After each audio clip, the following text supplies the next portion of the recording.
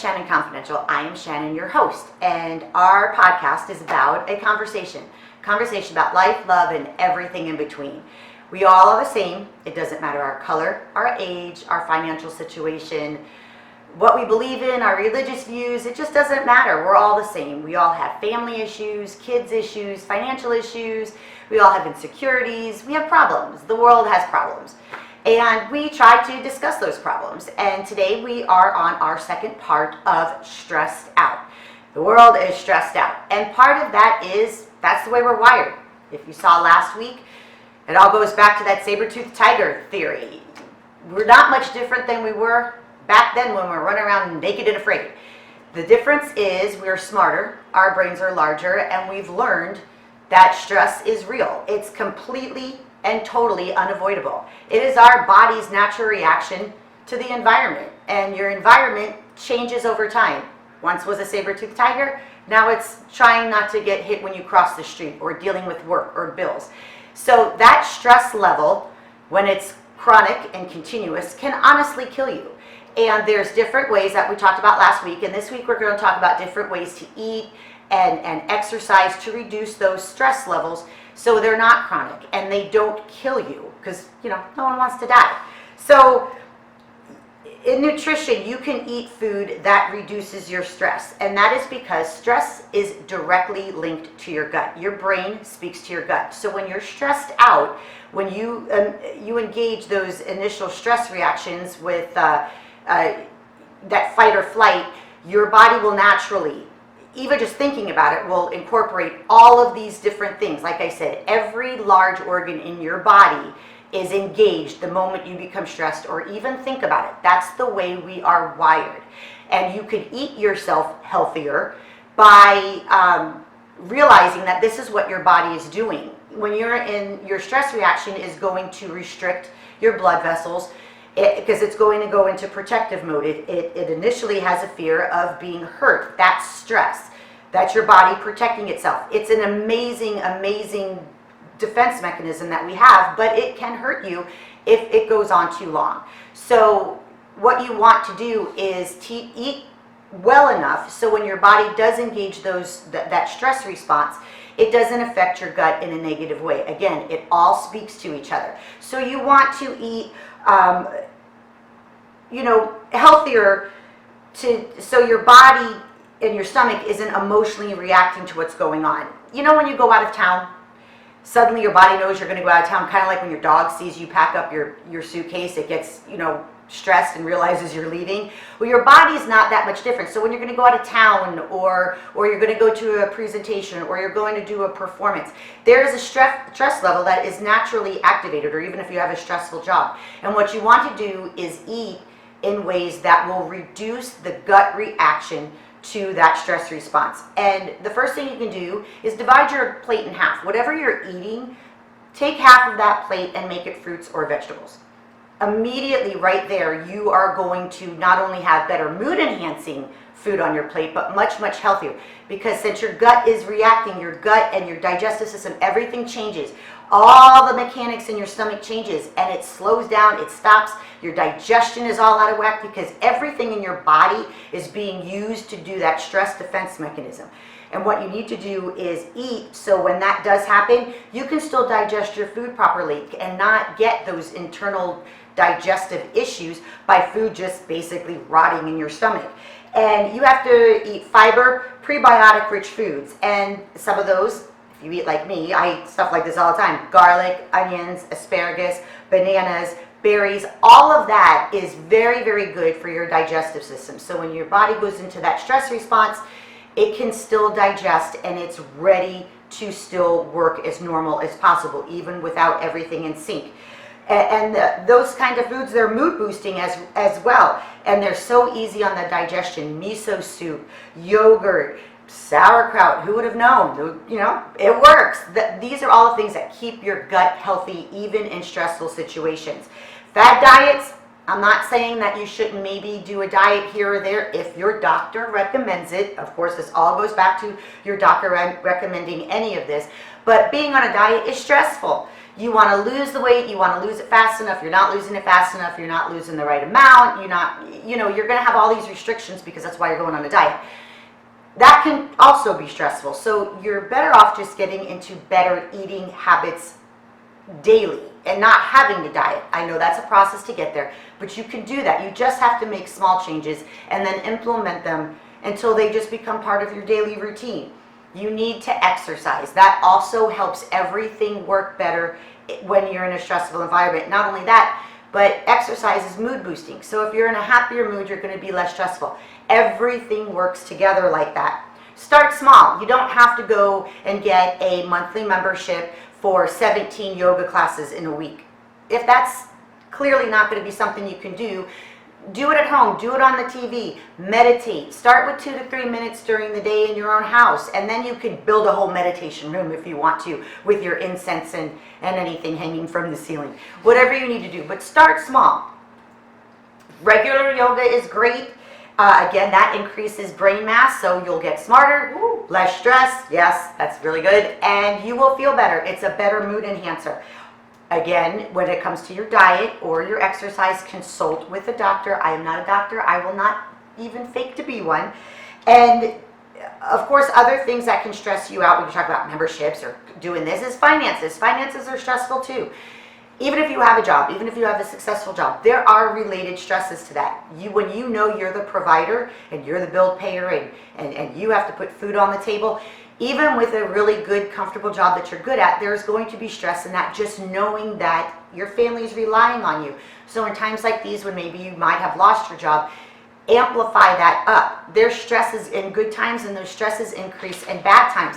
So you have to eat and exercise and prepare your body because it's going to do what it's naturally supposed to do. So you have to consciously make the effort to help your body out. Again, like I said last week, we are the world's best response system. Everything right here. And when it's out of whack, it's out of whack. We need to help it. We know this now. Our brains are bigger.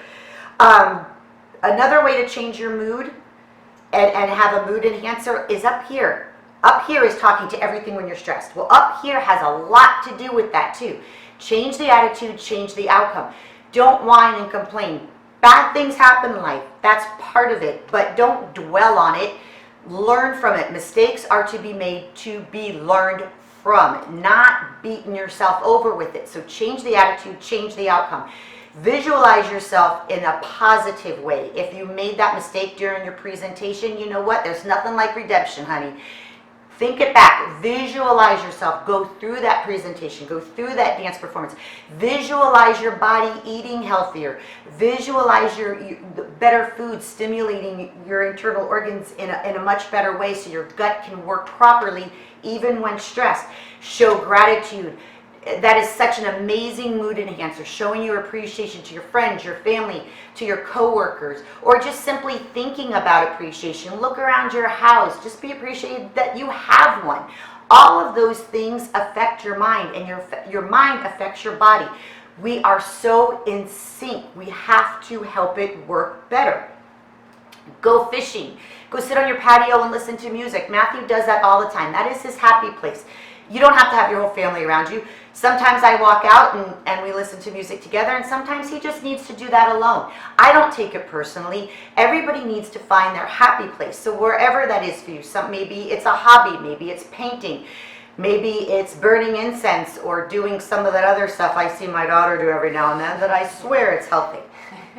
She swears it's legal. But whatever. Do whatever makes you happy, makes you zen. There's nothing wrong with taking care of yourself. The better you take care of yourself, the better you can take care of others. So in my opinion, taking care of yourself is the most unselfish thing you could possibly do. You're no good to others if you're not good to yourself. Decorate your workspace. When I used to work at the office, my former boss allowed me to redecorate my office space. And let me tell you, I couldn't wait to get in there and work every day. It was done with sparkle and mermaids, and it was all white furniture, and I had plants everywhere. The energy that brought me it made me want to work harder. So set yourself up in an atmosphere that encourages that positive vibe, that work ethic, that mood enhancer. There's nothing wrong with that. Set yourself up for success. And these positive emotions, they produce more positive emotions. Just as if you were really stressed out, stress engages more stress because you're stressed out about being stressed. So if you're positive, it's going to lead to more positive. Like that friend that's always happy, that's not a bad way to be. I'm not saying life is perfect, but, and I will say but, you can make it better simply by thinking happier, thinking better. Don't be the Debbie Downer. Now, there's a thing that your body will automatically do. Again, we are from prehistoric times. We're not all that different inside. There is a difference between your threat response and your challenge response. Now, when I talk about these responses, again, I'm talking about the way your body responds to stress.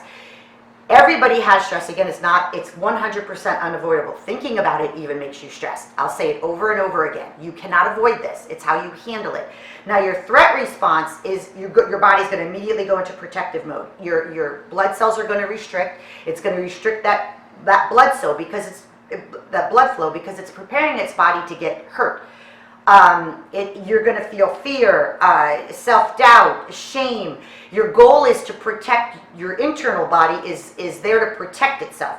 So it's going to take everything that's working in your body normally, your immune system, your digestive system, and it's like, come on, gang, everybody gather up. We've got to get this body protected.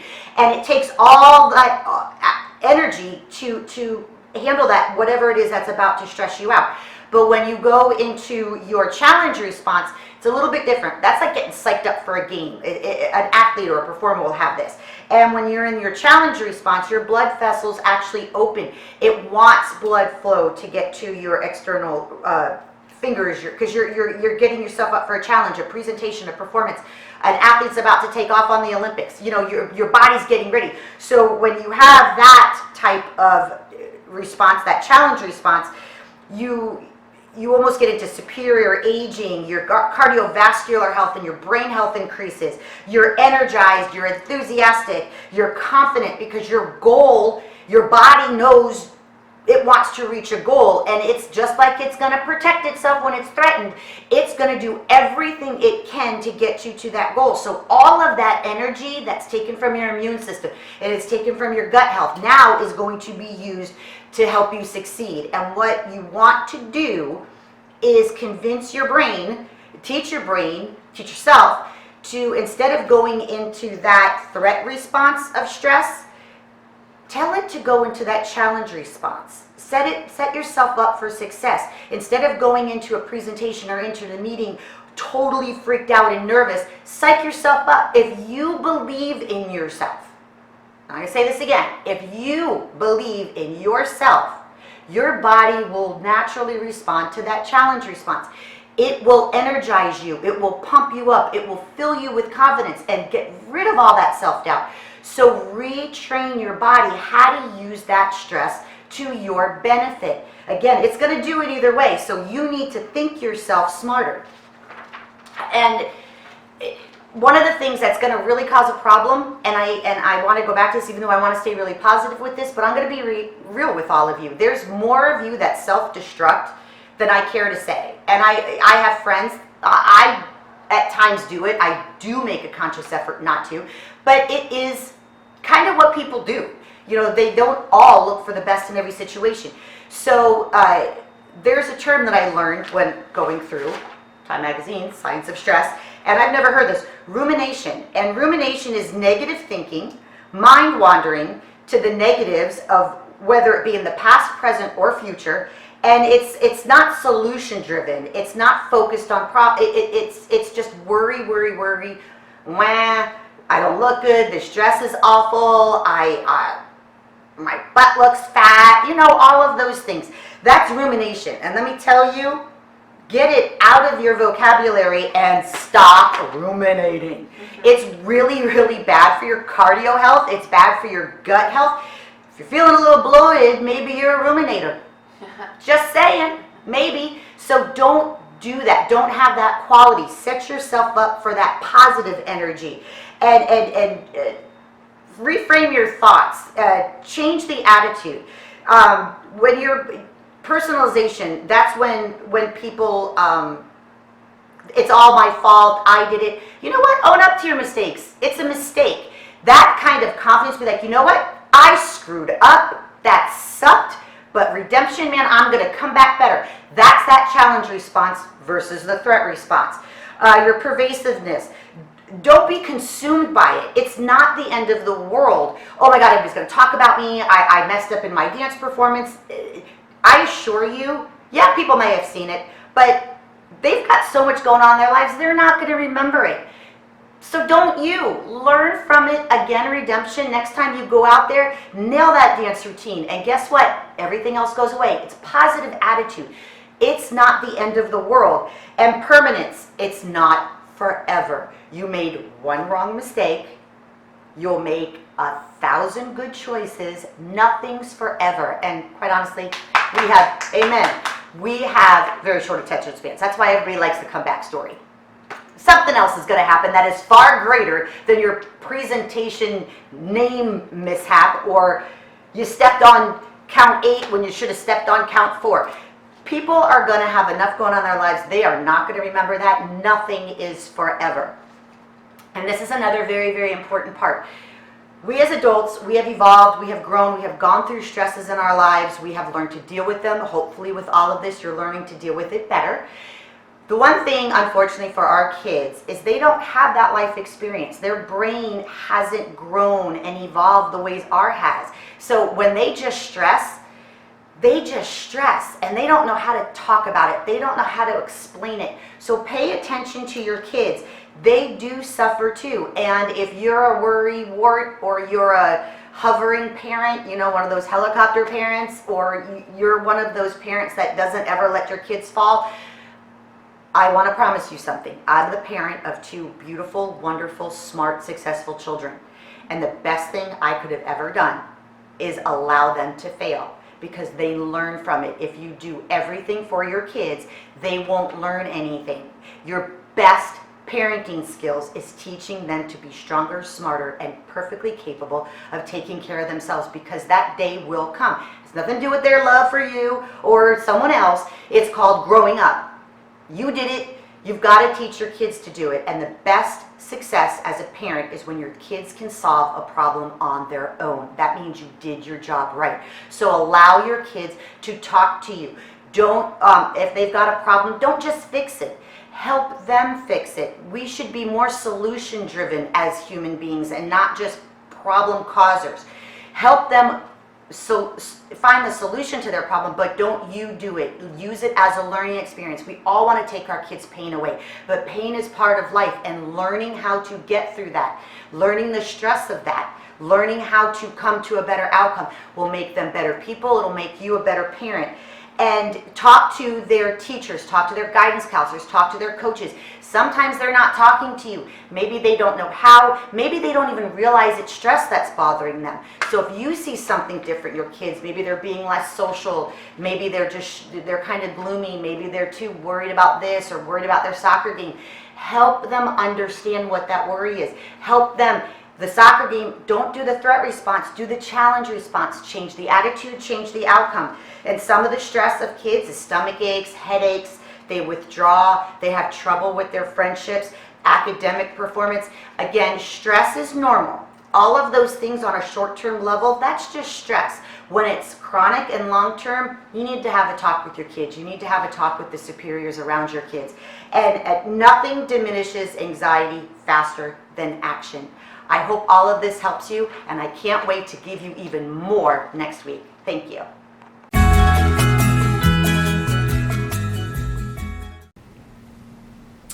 Here we are, our Be Kind quote of the day. And this one I think really resonates with what we were talking about with stress and worry and anxiety and internal and external, blah, blah, blah.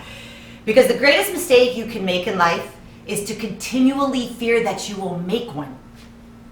And that is by Albert Hubbard. Thank you.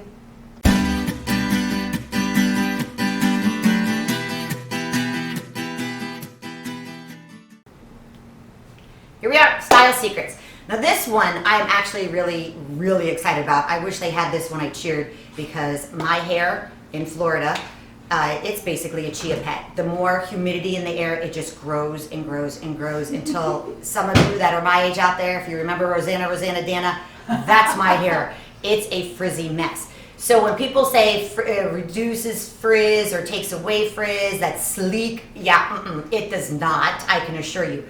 But I did find something that actually does work with frizz, my frizz, and that is Living Proof. Now I stumbled upon this actually by accident. I went with my girlfriend, Lacey, to the Galleria Mall, and she took me to Sephora, and she starts buying this stuff, and I said to her, what is that? You know, it says, I said, does it really work? And she was like, no, it really works. So I thought, all right, I'm gonna try it, I'm gonna buy it, I'm gonna bring it home, and it really works. And I know it's in salons. My amazing daughter also uses, the salon she used to work at uses this, so I know it's a good product. It works on my frizzy hair in Florida. Trust me, nothing works on my frizzy hair. And this in shower styler, I was kind of like, wait, this little guy comes running in and does your hair in the shower, but I don't know what it does. I don't know the science behind it, so I won't claim to do it. But when I use this and then I come out and I curl my hair will hold this curl even after I do a beach walk, which is 6 miles round trip. It will still be curled. So it is styled and it does work. Defrizzes, hold your style. There's more products than this, but I am a believer. This is Living Proof that Living Proof works. Thank you.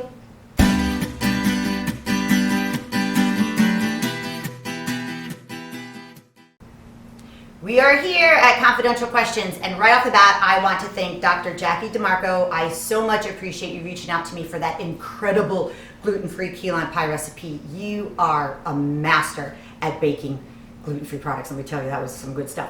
And I do look forward to the day when you're back in town and you can be a guest on my show. I want so much to share everything that you do with my followers. So thank you, Jackie. Confidential Questions, anything that you want to discuss, I have discussed, you want me to cover, please email me. My email is shannonconfidential007@gmail.com. Thank you.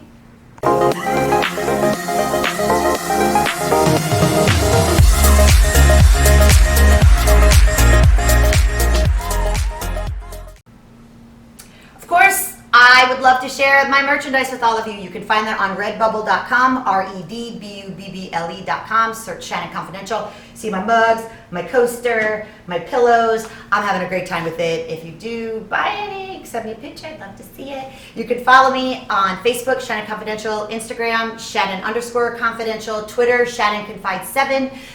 Oh, where else am I on? YouTube at Shannon Confidential, Apple Podcast, Shannon Confidential. Thank you.